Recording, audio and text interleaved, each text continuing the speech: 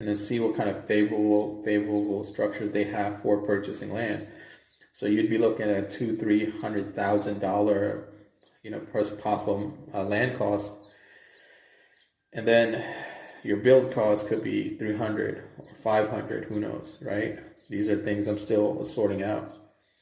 But initially, this has been the issue initially on building something you're not ready to buy yet.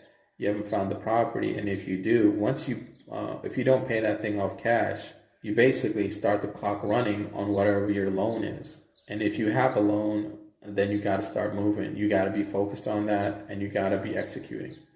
So that's kind of the thing we have to think about here. Another thing you have to think about also in purchasing land is, if you're gonna pay it off all in one chunk, then you got to think, okay, how much do I have left to either finance this construction or take on additional loans to cover the construction costs, right?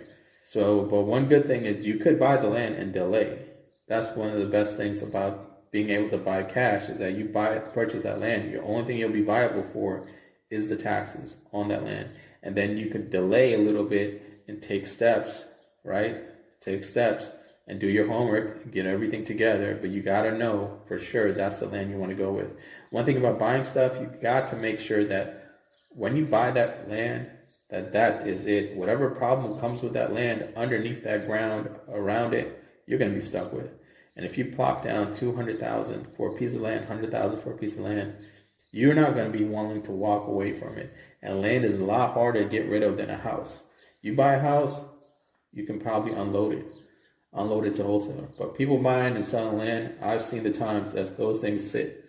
And a person like me who's always looking at land, looking at houses, looking at property, looking at real estate, looking at commercial real estate, I can see the properties that sit. And I'm getting the idea of, hey, this is hard. This product is hard to move. That product is still moving. And single family houses, condos, townhouses, those always have strong ability to move, strong ability to get sold. So that's where I'm at on my land research. I really am getting close to getting more and more concrete numbers down, and then I can finally start to make a decision on what I want to do next. Is it the land purchase, or is it a house purchase, or is it a multi-unit purchase?